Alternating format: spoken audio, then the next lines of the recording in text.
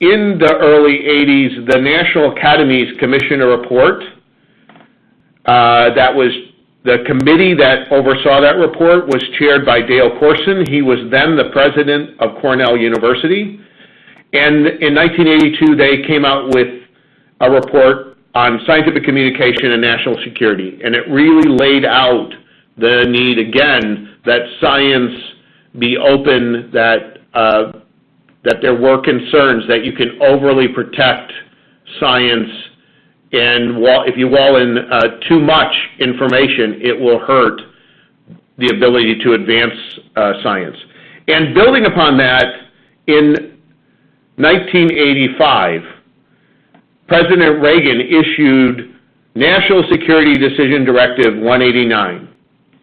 It was in September, and that was really important. It actually referenced the Corson report as one of the rationales for the issuance of the directive. It really, NSDD 189 established a U.S. policy for controlling the flow of science, technology, and engineering information produced in federally funded fundamental research. And so what is fundamental research? And it's really important to understand how NSDD 9 defines it. It says that fundamental research is basic and applied research, and I stress the applied because oftentimes people intermix fundamental with basic, and in fact, for NSDD 9's purposes, it applies to basic and applied research. And what it really, and it's that type of research where the results are ordinarily published or intended to be shared broadly with the scientific community.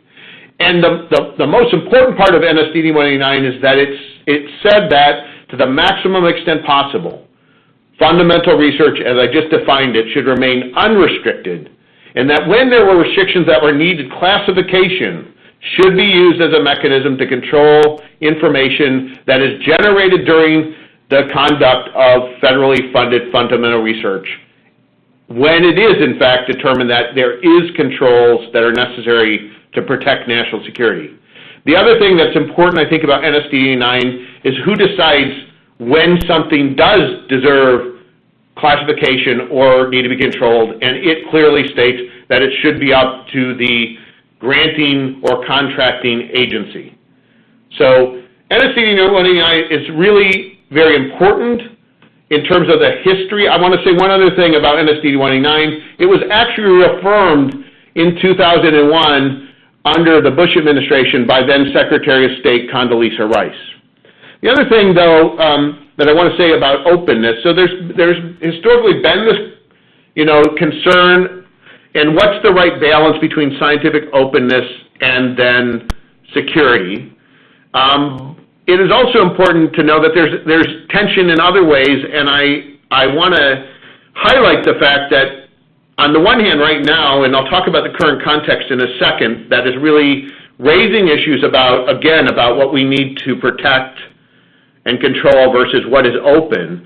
But it is important to note that in February of 2013, universities were essentially mandated, or the federal agencies were mandated to ensure that universities and other performers of federally funded research made the results of scientific research that was in fact supported by the federal government publicly accessible to the maximum extent possible. So this is an important piece that I think sometimes as we've talked to the security intelligence community about these concerns, they don't recognize that there's another part of the government that has said that we as universities have a responsibility, because it is federally funded research, to make it publicly accessible. So it's just an important point to know, and I know many of the people on the phone have probably been engaged in how do we make the data produced by our scientists available